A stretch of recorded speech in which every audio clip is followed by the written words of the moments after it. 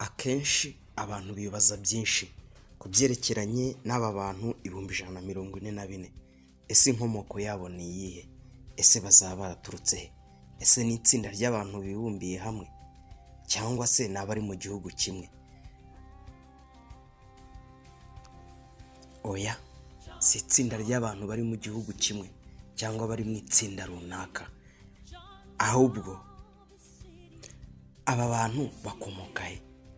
Aba bantu bakomoka mu bice bitandukanye by'isi. Turagushimiye wowe ukomeje kudukurikira. Iyi ni Grace 7 MJ 37, naho njye mwumva nitwa Mutabazi Jimmy. Ndabashimiye. Aba bantu ni bantu ki? Mbese ni bande?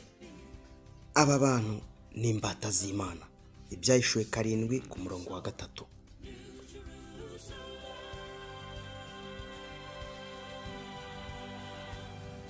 Mbona n'undi mumarayika uturutse iburasirazuba afite kashe yahawe n'Imana nzima, maze arangurura ijwi cyane abwira abamarayika 4 bari batumwe kwangiza isi n'inyanja ati: ntimwangize isi cyangwa inyanja cyangwa ibiti kugeza ubwo tuzaba tumaze gutera icyapa mu ruhanga rwa buri mugaragu w'Imana yacu. Kuki bitwa imbata z'Imana? Iyo umuntu yihaye Imana burundu, Imana imukuraho ibimushinja bye bya kera, imukuraho gukiranirwa kose. Hano baratubwira ni ibintu bikorwa buhoro buhoro. Ubasha kubigereranya ukoresheje ubwenge Imana yaguhaye, ukabigereranya n'uburyo umwana muto w'uruhinja akura. Ibaze, umubyeyi we aramutwite, amezi 9 ari mu nda. Amezi 9 yashize uyu muntu aravuka. Ese bigenda gute? Ntawe ubasha kureba imikurire y'umwana ngo uyibone izamuka. Oya, uko umunsi wira undi ukaza, uko ukwezi guhita ukundi kukaza, nibwo ubasha kubona uko uyu mwana yakuze. Ni nako Imana ibasha guhindura umunyabyaha. Uyu munsi wakiriye agakiza, ntabwo uwo mwanya uhita ugera ku rugero rwo hejuru, ahubwo ni urugendo rukorwa buhoro buhoro bitewe n'uko umuntu akomeza kwegera Imana cyane. Imana iramuhindura kugeza ubwo akomeje kugira ishusho isa n'iyayo, paka ageze ku ishusho isa n'iyayo. Ni Imana ibikora, si umuntu. Ibi byose turabikura mu gitabo cy'umuhanga wanditse igitabo cy'ubusobanuro bw'ibyahishuwe. Noneho uyu muntu arahindurwa kugeza aho ibitekerezo bye n'amagambo n'imirimo bye byera nk'uko Imana ibishaka. Uyu muntu iyo ageze ku rugero Imana imushakaho, ibitekerezo bye biba biyoborwa n'Imana, kandi ikindi uyu muntu ahinduka imbata y'ibyiza gusa. Uyu muntu abasha kuba wowe cyangwa abasha kuba jyewe mu gihe ubihisemo. Kandi uyu muntu ava mu ruhande rwa Satani agahinduka umuntu w'Imana, ajya mu ruhande rwo gukora ibyiza. Ibi wabisanga mu gitabo cy'Abaroma 6:16. se ko iyo mweguriye umuntu ngo ababere shobuja mumwumvire, icyo gihe muba mwishyize mu buja bw'uwo muntu mwemeye kumvira, byaba ari ibyaha mwiyeguriye bizabageza ku rupfu, kwaba ari ukumvira Imana bizabageza ku butungane. Noneho reka turebe kuri uyu mubare. Ese aba bantu ni bantu ki? Ese baturutse he? Aba ni abantu bakiriye Yesu, bazaba bariho mu gihe bwa butumwa buheruka buzamamazwa, ndetse nibo bazabwamamaza. Ubwo butumwa ni ubuhe? Ni ubutumwa bwo gutsindishirizwa n'ubuntu bwo kwizera, kandi ubwo butumwa nibwo bwitwa kubyarwa ubwa kabiri. Ubwo abamarayika bazarekura ya miyaga, bazaba bafashe ibyago 7 bizasukwa. Ese ibyo byago 7 ni ibihe? Ibi urabisanga mu gitabo cy'ibyahishuwe 16. Ndetse akaga gakomeye kazagera kuri abo bantu b'Imana. Bazarenganywa, ariko ibyo bizaba ari ubuhanuzi bugomba gusohora mu byanditswe mu gitabo cy'ibyahishuriwe Yohana ibice 6 umurongo wa 11. Icyakora ntibazicwa rwose kuko Imana izabarinda. Ibi wabisoma mu gitabo cya Zaburi ya 91. Uba mu rwisho rw'isumba byose azamura mu gicucu cy'ishobora byose. Ariko aba bazabibasira bibi ndetse bikabije, bazangwa, ariko Imana izaba bugufi. Satani azateranya abamukorera kugira ngo babarwanye, kugira ngo bicwe, bakurwe mu isi. Nibwo Yesu azabagoboka ashagawe n'abamarayika be batabarika. Azasanga ababera bakiriho.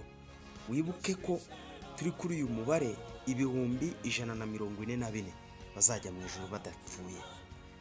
Aba Yesu nabagoboka azabajyana mu ijuru baruhukireyo kugira ngo babashe gukizwa imiruho n'imibabaro byo muri iyi si. Nibwo bazaririmba ya ndirimbo nshya itazwi na buri wese, Ibyahishuriwe 14 ku murongo wa 3, ngo n'Abisirayeli bose. Aba bantu twatangiye tubabaza, twatangiye tubabwira, ese bazaturuka he? Ese ni bantu ki? Aha baratwereka inkomoko yabo, aho baturutse cyangwa se aho bazaturuka. Ni Abisirayeli bose. Nituvuga Abisirayeli bose ntimwumva bari mu gihugu cya Isiraheli. Oya, ni abakiriye bwa butumwa bwiza buhindura. Uwabwakiriye bukaba muri we, agahindurwa n'Imana, akagengwa n'ubushake bw'Imana. Uwo ari we wese hose mu isi azashyirwa muri uyu mubare w'144,000 bazajya mu ijuru badapfuye.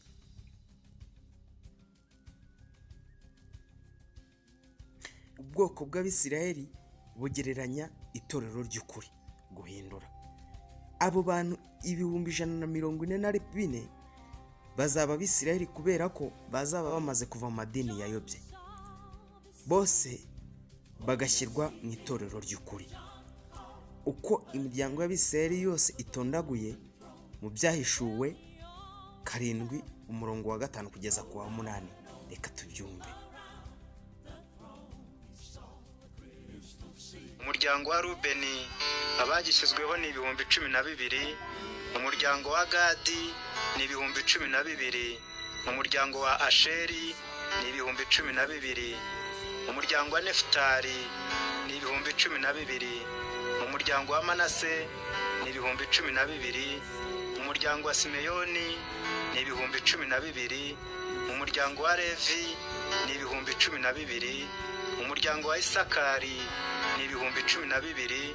Umuryango wa Zabuloni ni 12,000. Umuryango wa Yosefu ni 12,000.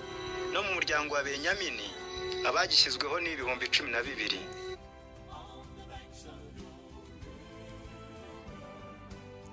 Nta shyanga na rimwe rizirengagizwa. Ku bazagerwaho n'ubwo butumwa bwiza hazavamo ababwakira. Aho baba bari hose mu isi, Imana izagenda ibatoranya.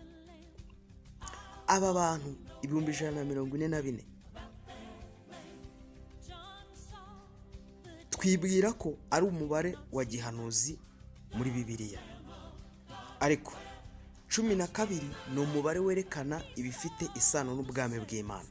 Urugero, kugira ngo tubashe kumva neza tunasobanukirwe aho 144,000 bituruka.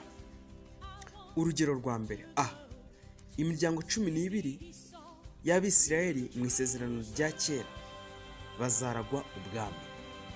B, intumwa 12 zo mu isezerano rishya zizaragwa ubwami, intumwa za Yesu.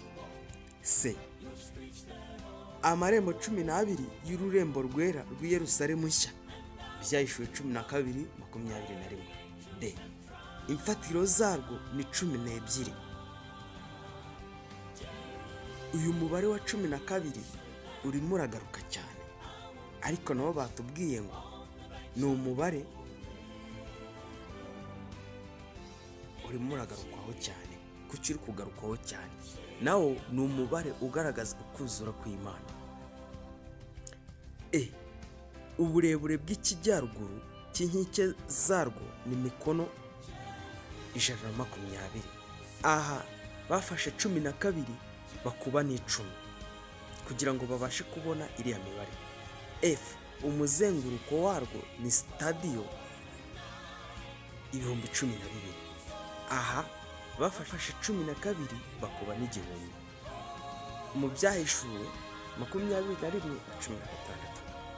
Ubundi kandi 12 ni umubare werekana icyo Imana yujuje rwose.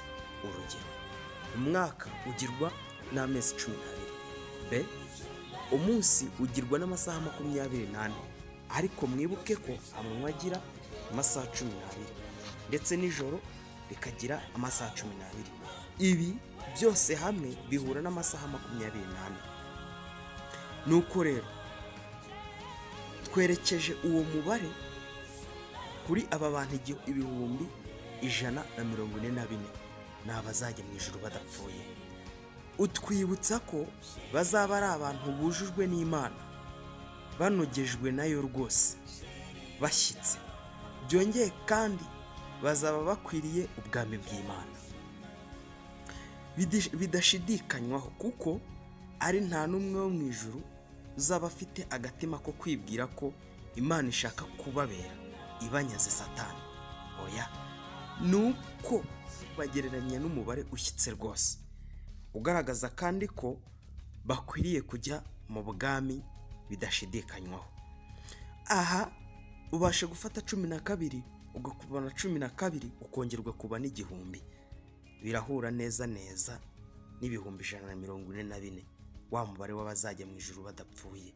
Uyu mubare ni amarenga agaragara ko bemewe rwose. Aha nituvuga gutya tumenye ko batazatoranywa n'abana b'abantu. Oya, bazatoranywa n'Imana ubwayo, biturutse kuki? Ku butumwa bumvise bakabwakira bakabuha agaciro. Aha niho dusoreje ikiganiro cyacu. Turabashimiye mwe mwakomeje kudukurikira. Iyi ni Grace 7MJ 37. Ntimugende mudakoze subscribe ngo mutwereke ko muri kumwe natwe. Niba mwabikunze mwandike na comment. Mugira amahoro y'Imana.